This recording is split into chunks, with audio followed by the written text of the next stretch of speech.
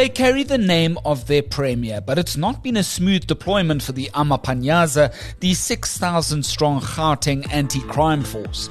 According to the Public Protector, the force's very existence is unconstitutional. And as per its recommendation, investigative journalist Khaya Koko reports that the Road Traffic Management Corporation doesn't have the overall capacity to retrain these citizens as traffic wardens. Right now, the RTMC is asking the government to give it an additional 1.7 billion rand over the next 3 years for it to stay afloat. It lists a raft of financial misconduct that has led to its CEO, Makosimo Sibi, to be suspended. I need to add that he's challenging his suspension in the North Gauteng High Court in Pretoria. That case, we understand, will sit in February next year. However, the Auditor General has looked into the finances of the RTMC and found a whole lot of a big mess, basically, including 148 million rand that was spent in the last financial year. That was not in the budget. And then later in the show, before the TRC, there was the Harams Commission with On This Day in South African History. It's our regular segment at the end of the show. New episodes of The Lead air Monday through Thursday at 7 p.m. My name's Graham Robenheimer. This is The Lead, and this is the South African story.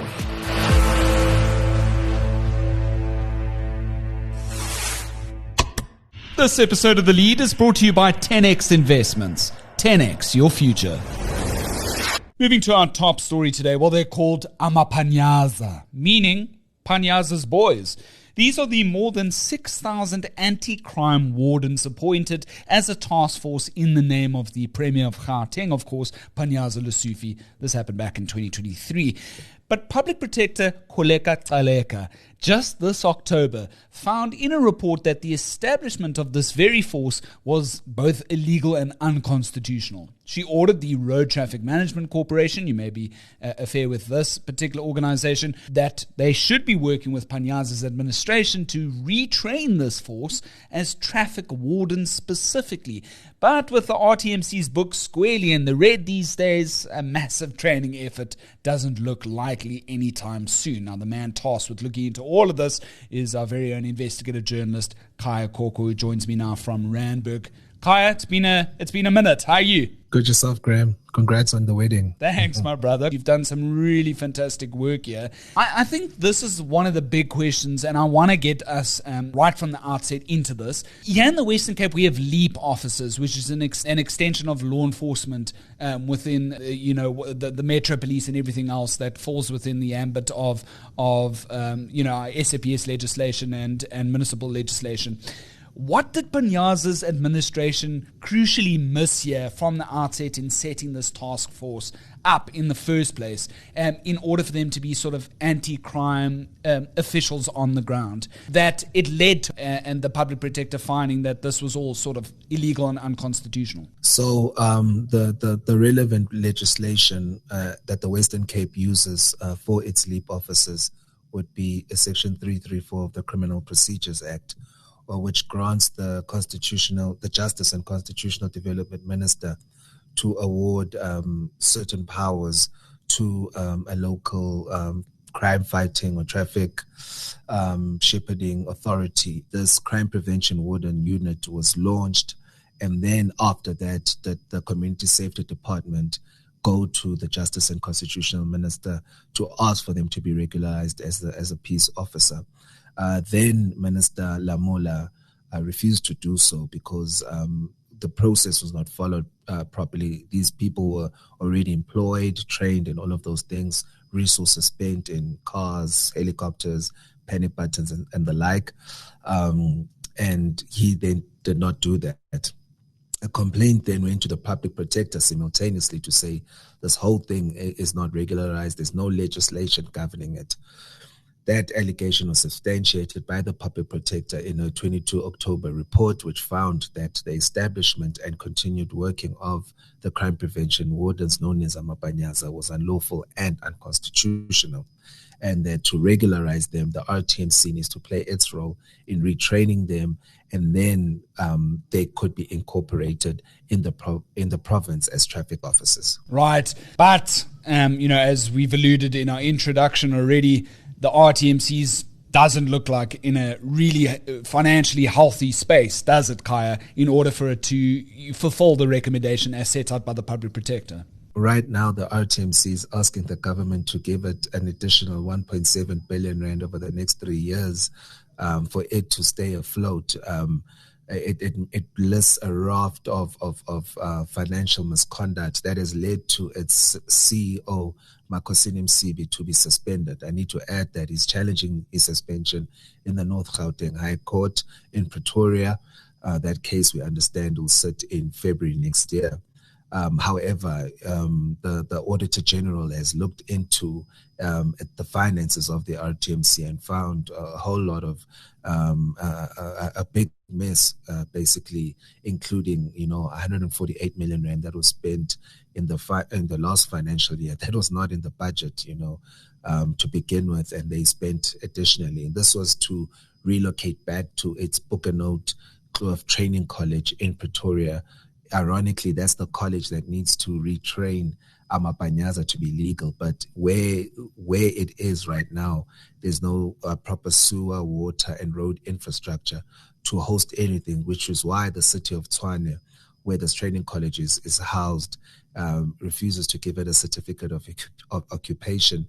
And for all of that to be remedied, the RTMC needs to spend about 170 million rand to put in sewer and water and all other infrastructure for it to, be habitable for human beings. And it doesn't have the money for that. And it's part of the 1.7 billion that it's asking for it to do that. It's unclear right now whether the government would share. Nothing was said by the finance minister in the MTPPS this week on Wednesday. Look at the budget, main budget speech in February. But as it stands right now, the RTMC is in no position to implement the Public Protector's remedial action. And what does the Auditor General's office say about the RTMC's capacity to retrain these officers if we look at this calculated sort of regime of consistent overspending?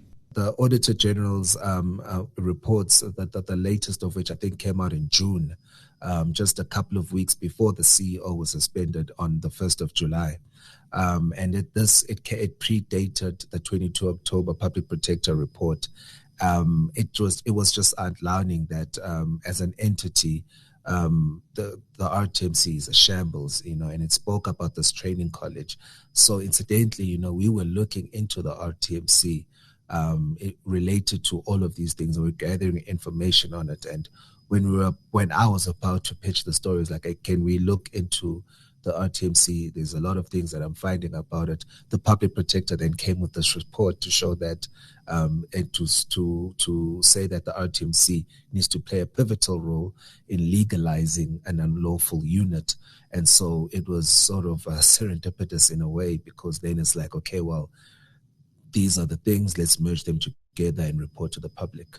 For full public disclosure, why is it that the CEO, Colin Msibi, has been suspended here? Is it in relation to this entire saga? It's not related to AmaPanyaza, but it's related to financial misconduct, allegations of fraud, corruption, nepotism, abuse of power, that he faces. The Minister of Transport, Baba Creasy, Transport being the shareholder department of the RTMC, she with the board initiated the suspension, which was effectively from 1 July 2025. So it's a range of allegations he faces, including abusing company cars. It's a mess that is alleged to have been at the helm of. And so it feeds into the current position that the RTMC is in. We understand that there's apparently a forensic investigation that is ongoing that the minister is aware of into the RTMC. So as simultaneously as the public protector is saying, well, this is the agency that's going to do right by this unlawful unit, the training college or the training entity is also doing unlawful stuff. So it's what a mess. You don't know what the less of two evils are. Yeah. Really what a mess, Khaya. What a mess. Look, here you may have seen the headlines here in the DA-led Western Cape. And look, I'm not trying to compare here. I'm just trying to show for contrasting purposes. Not to say that it's better or worse. We got it sort of in the first place, I believe, tip our hat to the Panyaza administration to say, kudos for trying from the outset, because this plan to have dedicated anti-crime officials in every ward is noble. What's happening here in the DA-led city of Cape Town is they're using the Metro Police now to deploy a certain number of them to every one of the 116 wards, if I'm not mistaken. So every ward here has Metro Police specifically, including one sergeant, including the various resources per ward to police that in those areas.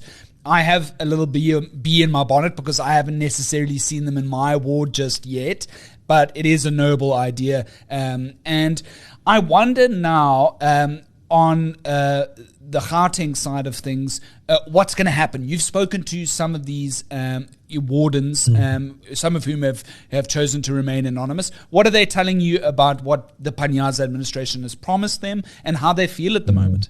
Well, I think a week before we published, the premier was at a meeting in Johannesburg with thousands of wardens where he assured them that he would not abandon them. He would stay by their side. The words he used were, "Where you die, I will die." So, and that's the message that he carried from the 22nd of October right through consistently, that, okay, yes, we've been found wanting with this unit, but we won't abandon the traffic officers. And what you say about having wardens in every ward being a valuable project, you're quite correct. I don't think anyone or any right-thinking person would have had a problem with AmaPanyaza when they were launched. It's a noble idea. It's a very noble and much needed, especially in a high crime province like Gauteng. The problem with AmaPanyaza, and you could see it anecdotally, in our communities, is that you didn't know what they didn't know, which was elucidated in the Public Protector report. They also didn't know what their main mandate was. So you talk about metro officers in the Western Cape here, sometimes they're with the metro office, the other time they would be with the SAPS, which was not good. Other times they Scholar Patrol and all of those things. And, some of them, and I'm speaking anecdotally from my community in Kuruleni, you'd be just sitting and they'd arrive and ask to search us at a street corner. And we're like, listen, before you guys were a unit, we were taking care of our community. You're not going to come and who the hell do you think you are, come straight. So that's the sort of behavior that some of us faced with these units. And not to say that they were bad people, because I personally do feel for the thousands of people who are in limbo at the moment. But if you don't have a clear set out job description, and you don't know whether you're a traffic warden or a police officer or a crime preventer or community liaison, your job's not set out for it and it's not legislated, that then brings the troubles of stepping out of line. Some of them have been accused of wrecking the BMWs. There's been pictures on social media, a lot of pictures on social media of the BMWs that were purchased being crashing into people's homes, and all of in the middle of the night or early mornings. So and it explains the haphazard manner in which it was put together right before, and you can't run away from the timing of it all. Leading up to the May 2024 elections, this was part of a range of provincial employment schemes that came from the premier. Another one being the Nasispani project, and so when all of those haphazard things happen. That are later found to be unconstitutional. You as a person personally, I can't help but draw inferences that this was a political project that went wrong because it was not done with the noble intentions that it should have been. Cheers, lead listeners. We're going to be back in the next few. We're going to take a quick break, after which we'll resume our conversation with investigative journalist Khaya Koko about the furore around the AmaPanyaza. At 10X Investments, we don't only help you invest for retirement, we help you craft a legacy. With thoughtful planning and meticulous execution, you can create the retirement future you've always wanted. Invest with us today. 10X your future. 10X is a licensed FSP. Thanks so much, lead listeners. Our conversation resumes with Khaya now. Right, I completely agree. I didn't know about the BMWs. That's very interesting. There were helicopters as well. Sure. You've spoken to the officers, but let's give everybody their chance as a right of reply here. What does the Gauteng Community Safety Department say now at this stage? I understood that you went through to the Premier's office, as any good journalist would do, and then they sort of passed the buck to the Community Safety Department within the province to give the right of reply. Any luck? So just to add, I mean, I find it always baffles me when a project is launched, you become the face of it as the Premier, and you say it's yours, your face is on the billboards, you're making the speeches and all of, but when it's time for accountability, it's always not go to that department. They're the relevant department for that. So yes, as a journalist, a fair right of reply. I did reach out to Ufense Morwane, rather, the spokesperson, and basically he's saying that, number one, the training college, that the province will not assist the training college and the RTMC's financial woes, that the RTMC is responsible for all its properties, because they leased the training college from the province on a 99-year lease, and they're responsible for the management, finances, and otherwise of it. However, he then goes on, Ufense Morwane, to say that the province has other training colleges that could be utilized to legalize, but they weren't mentioned in the Public Protector report. The Public Protector specifically said the RTMC and named the CEO of the RTMC as the go-to person to remedy the situation. So, and it took about a week for me to get comment from them. The RTMC doesn't want to speak about its finances. They just say, yeah, those matters are relevant, but we'll be engaging with the province, and after the engagements, we'll take the public into confidence and all of those things. So no one is coming out to say, they're not denying the allegations that are put to them. Also, they're not offering tangible solutions that I can print to say, well, this is the plan, they're aware of it. It's just, yeah, listen, those things are important, we're engaging, and blah, blah, blah. So not much in the way of right to reply, but we did offer, I think from the 30th or 31st of October, we had sent out questions, we just didn't get it. Right. Are these... Are Panyaza's men or Panyaza's boys? Again, this is so it has both women and men as part of this particular force. Do you still see them out on the streets, or have they completely been pulled? Well, in my neighborhood, they're still operating. But then surely that's illegal. Surely that's not okay. I'm missing something here. The Public Protector did give a bit of an out, because they've given them time, I think over 180 days, that this needs to, or the plan is to be formalized, and then, phase out within the next 180 days. I don't see how that's going to be met. I don't know how that's going to be met. Yesterday morning, I saw a few of them at local schools in Gauteng for Lawless, outside, helping the children, scholar, watching out, danger, and all of that. And it's an important role. You can't Yes. downplay. I can't downplay the role they play, which is why I said, there was a need for a unit like such as this. But the way this was done, you could see that there was trouble coming a mile away, because it seemed like an overnight thing, and it was underscored in the report that things were done, and then after they were done and things were purchased, people employed and or trained. After then, it's when they decided to try and explore the legalization of something that was already operational.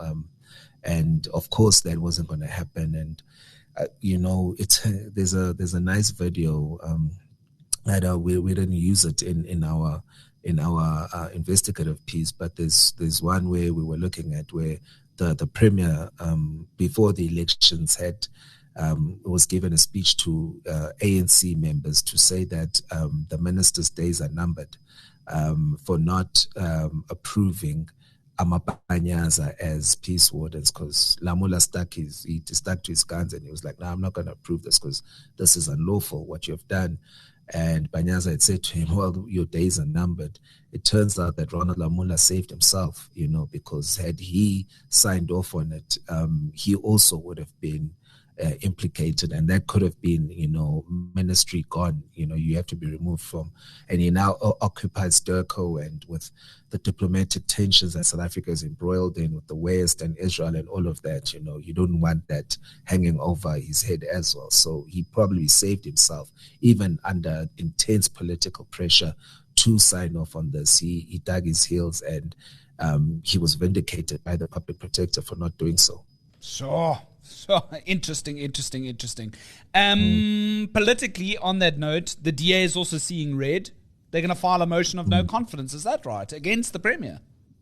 Yeah, they've tabled a motion of no confidence. However, they don't have the numbers to do it on their own. They had banked on trying to get the opposition, other minority parties, to come through and assist in trying to remove Premier Lesufi through a motion of no confidence. However, I think that's falling by the wayside, because they approached Action SA, and I don't think Action SA is or had said it's not serious with assisting the DA. The Action SA is saying, well, I mean, you voted for Panyaza to be Premier. You gave him the vote, and now you want to remove him, The EFF says the DA must apologize to it first before it can offer its support, knowing full well that the DA won't make a public apology for what it has said about the EFF and the coalition of doom that they mentioned with the MK party. So, but it's not that the DA should just scrap its accountability measure. No motions of no confidence in legislatures in the National Assembly is designed by the Constitution to hold elected and public representatives to account. And if the DA feels that's the way to go about it, I don't think it will succeed, but it will definitely keep shining the light that what has happened here was unlawful. And, I guess the voters will decide when we go to the ballot next year what to do with it. Yeah, on that note, just to end off, I mean, obviously, Panyaza is elected via national elections, any provinces. But this project speaks to something that happens, I feel, on the ground, a very municipal levels type of service delivery project. And I can't help but feel that this could be a potential sort of deal breaker for the ANC when it comes to those contested metros, because something like this would either assist, and its failure could either be another egg on the face of the ANC as it heads towards the polls. Your thoughts there, Khaya? I mean, all the municipalities and metros in particular in Gauteng are governed by a coalition. In Johannesburg, the ANC can barely scrape 30%, and that's not independent Ipsos polls or whatever. That's only credible yardstick to measure popular sentiment, which is the electoral vote, and it looks like it's the votes are dipping there. The ANC is going into elections on the back foot. It's not just AmaPanyaza, it's the municipalities. Johannesburg. We've spoken a lot about city power. And Ekurhuleni. My colleagues in the investigations team have been following the murder of Auditor Mpomafule, who was gunned down days after flagging 1.8 billion rand in irregular companies appointed to a panel for chemical toilets and informal settlements in the metro. And he didn't approve these companies. He was gunned down, and then days later, his report that warned against this corruption was now sanitized to say, no, actually everything is above board. So the province is a mess for the African National Congress, and I know we'll get the blame to say we're targeting the ANC, but we're just reporting what their officials are doing, and in the interest of the public, as our jobs as journalists, and if the public then feel that that's enough to vote against the former liberation movement, then it's their constitutional right to do so. Khaya, absolutely fantastic work. I think the video that you guys put together, as well as the shorthand website, all the various links, the graphics, it's just another stunning News 24 group project with you leading from the front. Panyaza's broken promises, RTMC can't retrain Lesufi's unlawful wardens after 254 million rand failure. Khaya's got interviews flying left, right and center. And Nkosi kakhulu, thanks for your time here on The Lead. Sure, Graham. Cheers, bro. And finally, ending off with our regular segment on this day in South African history, the 13th of November 1990.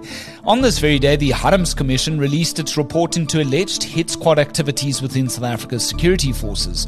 Led by Supreme Court Judge Louis Harams, the inquiry was tasked with investigating claims that the South African Defence Force, as well as the police, had been involved in assassinations of anti-apartheid activists. Of course, this comes several years before the TRC, and despite widespread violence and mounting evidence of politically motivated killings, the Commission found no proof of official involvement. Testimonies from former policemen, including Dirk Coetzee, Almond Nofumela, as well as David Chikalanga, who claimed to have been part of hit squads, were dismissed as unreliable. The report cleared the police and army of wrongdoing, but it did criticize the shadowy Civil Cooperation Bureau, CCB, a secret unit linked to COVID operations. Now, whilst Defence Minister General Magnus Malan was deemed politically accountable for the CCB's activities, President F.W. de Klerk ultimately exonerated him. The finding sparked outrage, reinforcing public suspicion that the truth about apartheid-era assassinations was still being concealed. That's it for The Lead this week, and what a busy one it was. If you'd like to engage us on anything you've heard in any of these editions, please drop us a mail at thelead@24.com. Thanks so much to 10X Investments for sponsoring us this November. The latest edition of Bruce Whitfield's Business Week is out by now. Springboks rule South African security, plus AI-safe jobs. In it, you'll find some excellent midterm budget commentary and analysis by business editor Helena Wasserman. If you're looking to be inspired about the state of the economy at the moment, that's one interview to go and listen to. Well, whatever you get up to this weekend, stay safe, enjoy your braais, and before you know it, we'll be opening our eyes to the G20 and all the rest that comes with that. Well, my name's Graham Robenheimer, and so long as there's trusted news first, we'll always have The Lead.